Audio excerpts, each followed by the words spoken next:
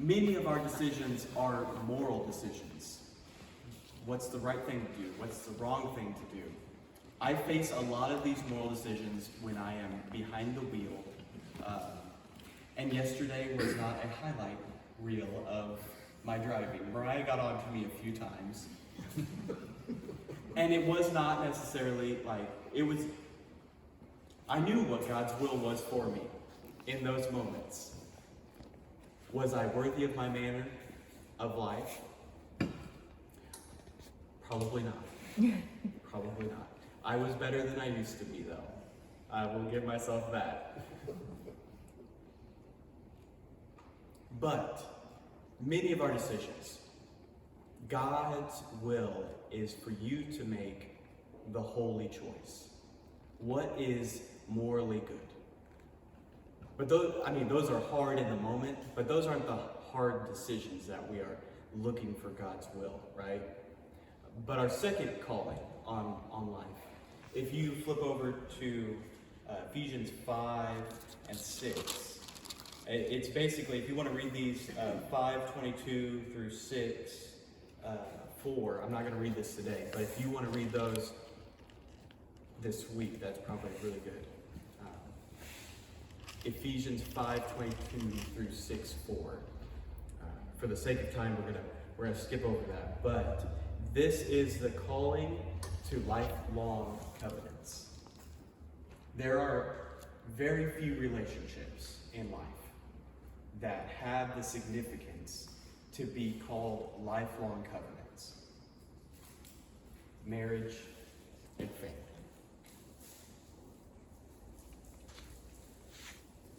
When we are making decisions, God has made those relationships special. And we know they're special because he says Christ is like a groom and the bride is his church. So there alone, we know that the relationship of marriage is extra special in this life. But also, what do we call God? You've got God the Father and God the Son. And Ephesians 6:1-4 talks about the relationship of children and parents. And so family is an extra special relationship. You can't change who you're related to, right? Whenever we make decisions, God has put these incredibly important people in our lives for a reason. And so we should consider, what does our family think? What is going to be the best for them? It's not just your life, because these covenantal relationships we can't get rid of. We can't just put them to the side. So, the will for God, the will of God is that you consider these relationships more heavily than others. And finally, the third calling. The one that really is at the heart of the question. A calling to progressive, faithful service. Now, this is changing all throughout our lives. The question of, where should I go to school? What should I major in? Who should I marry? Where should I live? These things are temporary. But we want to know what God wants us to do, nonetheless. This is where people really search, right? You don't want to make the wrong mistake. You don't want to make the wrong choice and end up down the road at a different place than where God wanted you to be. Mm-hmm. I'm going to give you 5 questions to ask yourself that will help you evaluate what is God's will for me, where God is leading us to do something. So our first question. Have you drawn near to God? Now this is always the Sunday school answer, right? Have you read your Bible? Have you prayed about it, right? But this is more significant than we give it credit for. James 4:1 It says, I think I have it on the screen. Draw near to God, and he will draw near to you. James 4:8, sorry. Draw near to God, and he will draw near to you. It's not, you are far from God, and you think, okay, I'm coming up to this fork in the road. I wonder what God would want me to do. God, what do I want to do? What should I do? Where do you want me to go? By that very act, you draw near to him, right? But if you just expect God to somehow intervene without having any sort of relationship with him, that'd be like, well, I wonder what Josh would want me to do. It's like, I haven't heard from you for years. You know, why would you wonder what I had? Or my opinion was in this matter whenever you haven't heard from me in years, right? God says, draw near to me, and I'll draw near to you. And our main way of doing that is by reading his word and by praying. So we can't skip that.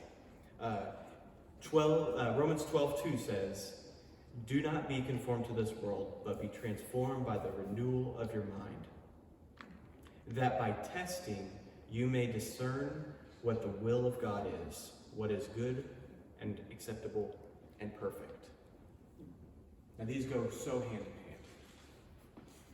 Because the renewal of our mind, if we are constantly thinking the way the world thinks, acting the way the world thinks, what do you expect to get? What the world gets. You know, you get frustrated marriages. You get kids that are living lives that you don't even know how they started living those lives. You get just frustration, animosity, anger, bitterness. You get the opposite of the fruit of the Spirit. You get impatient while you drive.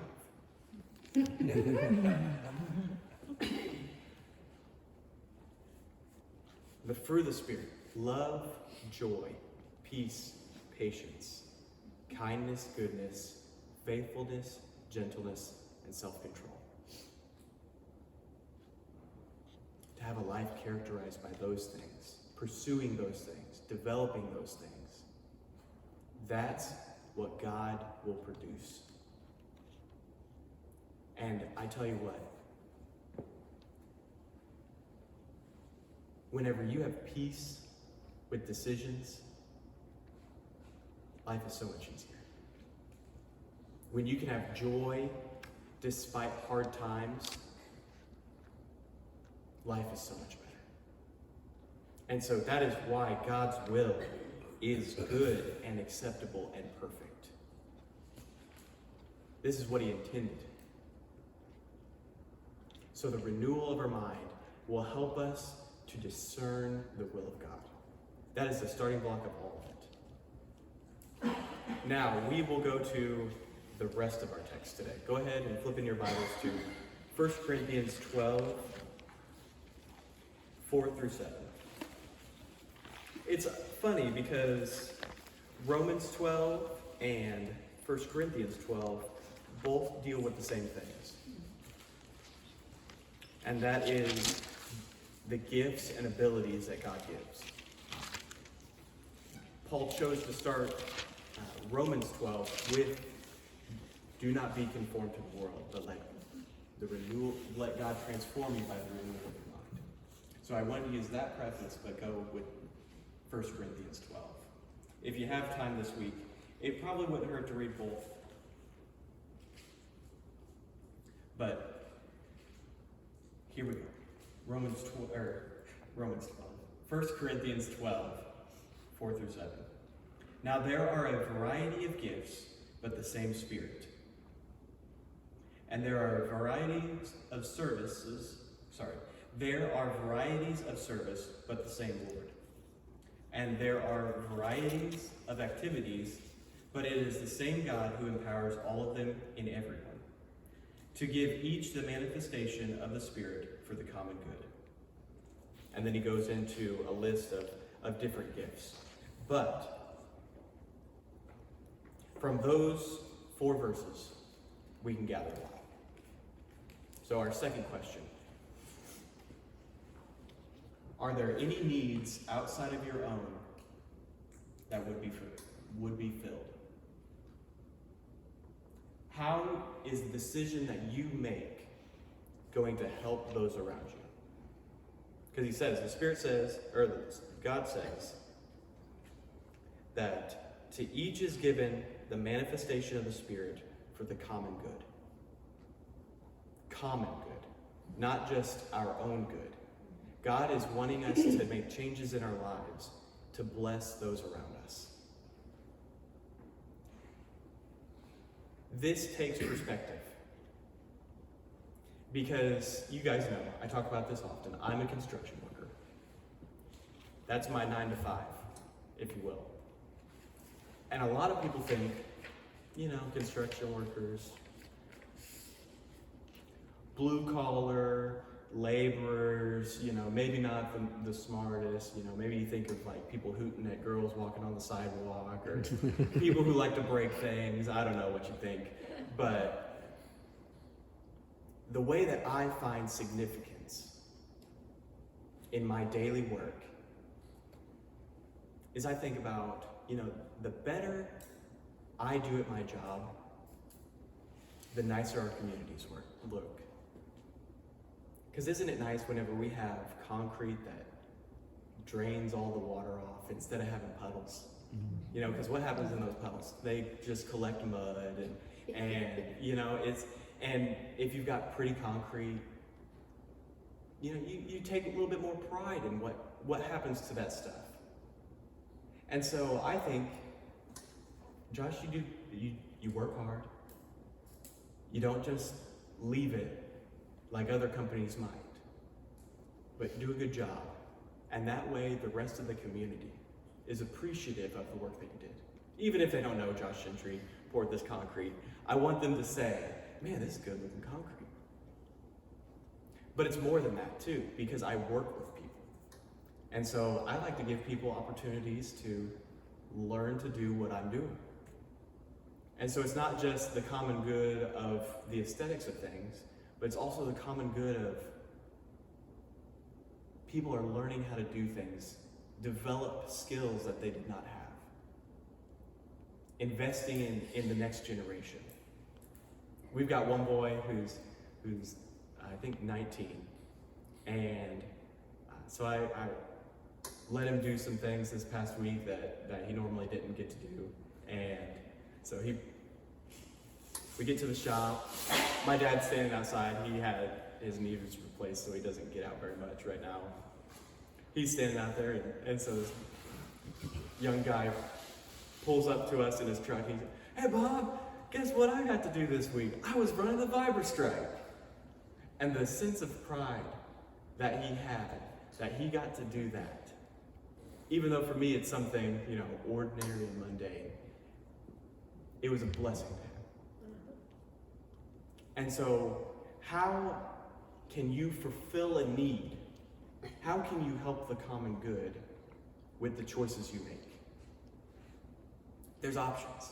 It's not just, if you're working someplace and you think, I'm just making this guy rich. I'm getting pennies and he's getting dollars.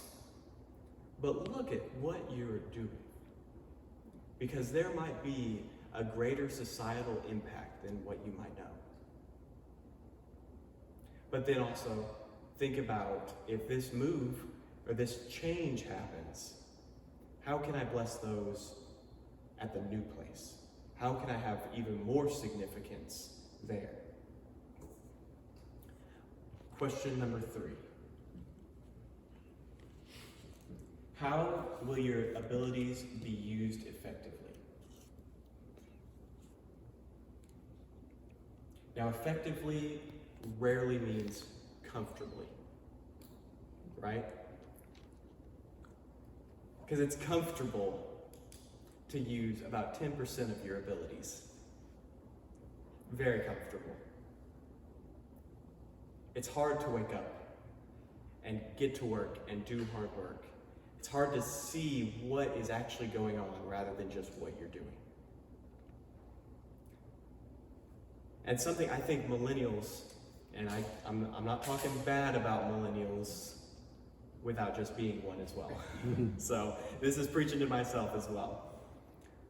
We think, man, whenever I'm in my sweet spot, whenever my gifts are all that's going to be used, it's going to be so easy. Work should be easy. I tell you what, I love preaching. But after I get done preaching, I'm exhausted. Mariah has asked me before, like, are you okay? Because you got done preaching and you seem like you're in a really bad mood. Well, you know what? I saw this person sleeping and this person texting and this. No, I'm joking.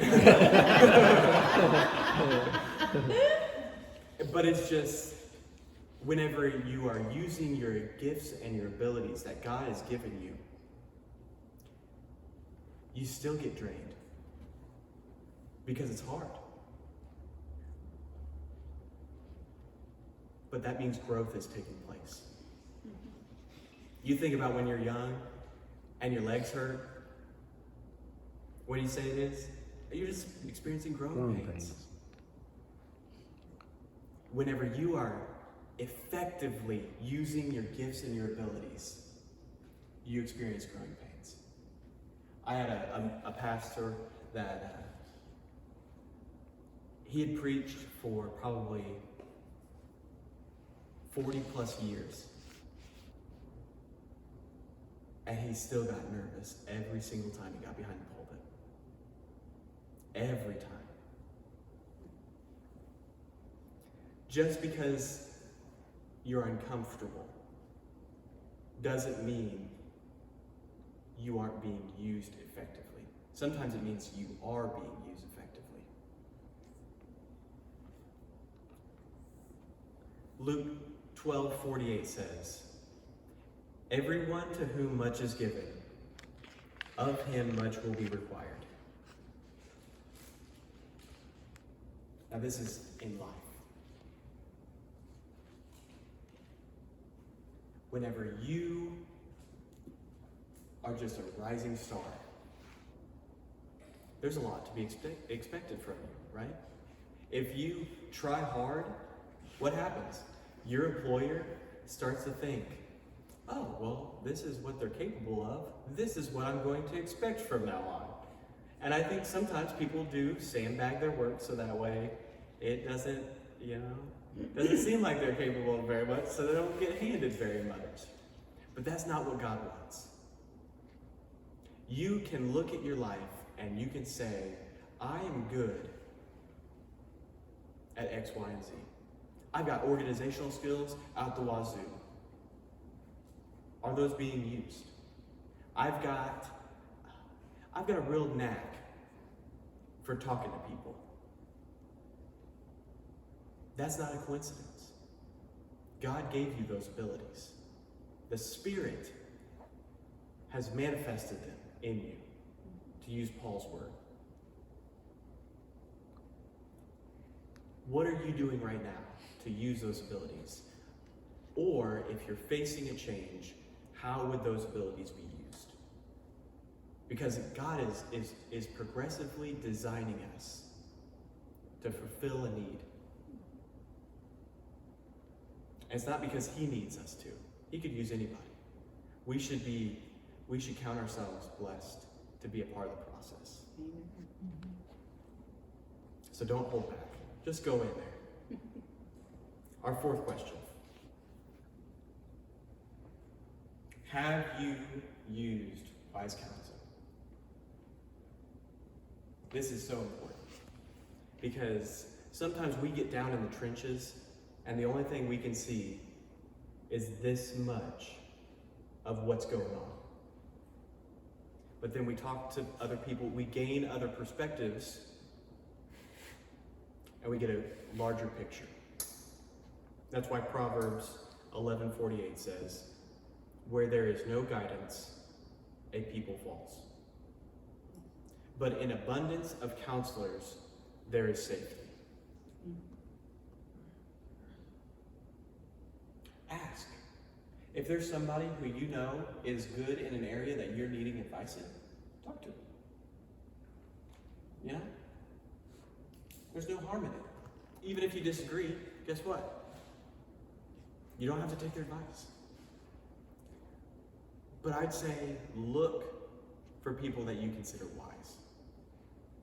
Don't just take anyone's advice, because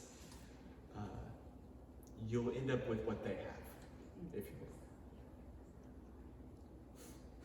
And our last question to ask yourself: when you are experiencing an opportunity, but it requires a change, have you had a strong, reoccurring desire? Now, this is obviously going to be the most subjective question out of all. I can't tell you if you've had a strong urge, a strong desire for something. I can't tell you if it's strong enough. But I know whenever I was young, there was just something in me that knew I needed to start a church, that I was going to be a pastor.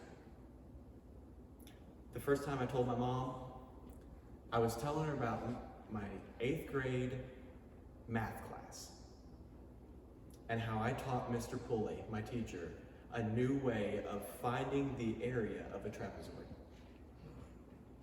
I was a nerd. I just had a different perspective.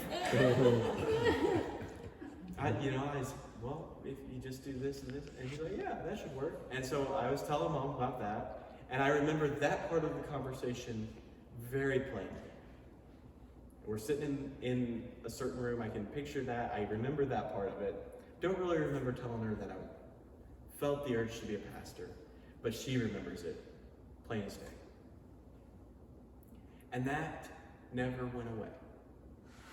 I knew in the back of my mind that that was what I was supposed to do. And even a smaller urge, reoccurring desire, if you will, that, it's Mount Vernon. It wasn't something that I could just explain. But I had friends that went away to college, and I just remember, I just feel like there's something that I'm supposed to do that I'm not supposed to leave. And I left. I went to St. Louis for 3.5 years. And those 3.5 years were probably 3.5 of the roughest years of my life.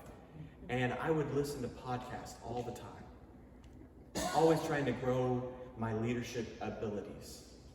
I moved to St. Louis, really didn't have a desire to do that anymore. And it was very plain that I was not where I was meant to be. We've tried to grow plants in a variety of locations in and around our house. Apparently, inside of our house, there is only one kind of plant that will grow. A peace lily. We can't grow countertop herbs. We can't grow, any sort of window box. For some reason, we just can't. It's the plant's fault, not ours. And then we tried our porch. Well, okay, so they're not doing well in the windowsill. We'll try our porch. Not so great. But I tell you what, we had some irises that were not doing well in the backyard. We had some flowers in the back, other flowers in the backyard. And we did some landscaping on one side of our house last year. And we thought, okay, in 2-3 years, this will look really nice when everything grows up the way it's supposed to.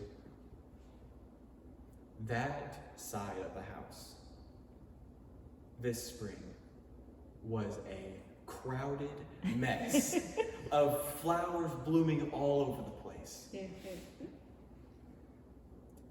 That's the spot. Whenever you are in the right spot, you bloom. you flourish, you know?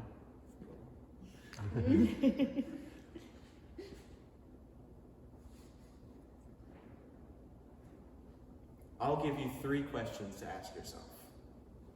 You're getting so many points today, points on points. Like, I've got categories, subcategories. So 3 more questions.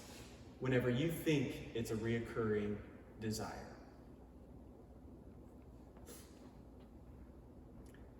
is this just what you're interested in right now?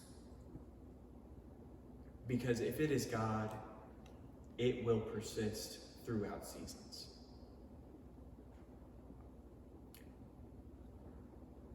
Samuel. He was asleep at night. He was a young boy. He was underneath the priest Eli, yes. This is 1 Samuel 3 if you want to look at it later.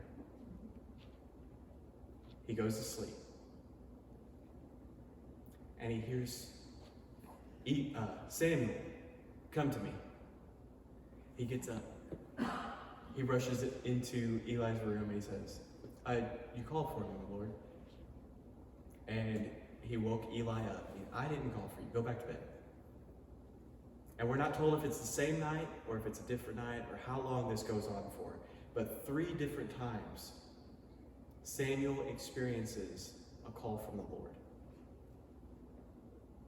And so finally, the second time of Eli being woke up, he says, Samuel, I'm not calling you. That's God. And you need to say, I'm listening. Speak, Lord, I'm listening.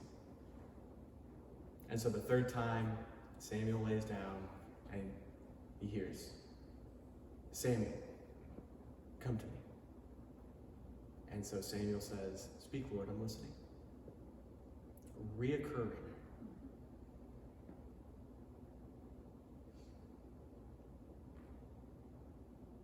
So it will be something that transcends your taste. It'll be something that is, you know, if I told Jordan about this documentary last night. Whenever I watch The Biggest Little Farm, man, I want to start a farm so bad. Because it is exactly like, if I had a farm, this is what I'd want to have. But whenever I am not thinking about that, animals aren't really on my radar, except for a certain couple of animals. God is not going, he will use your taste at the moment to help you develop things. But if it is a big move, this is going to be something that lasts. And our 3rd question, was this awakened during a time of discontent?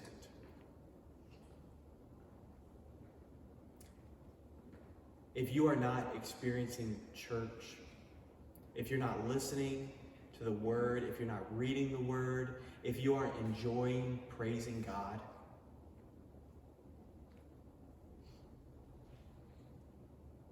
God's probably not speaking in that moment.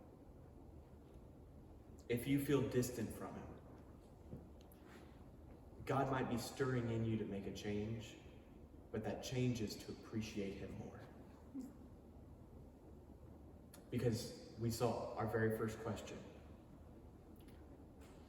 Draw near to God and He will draw near to you.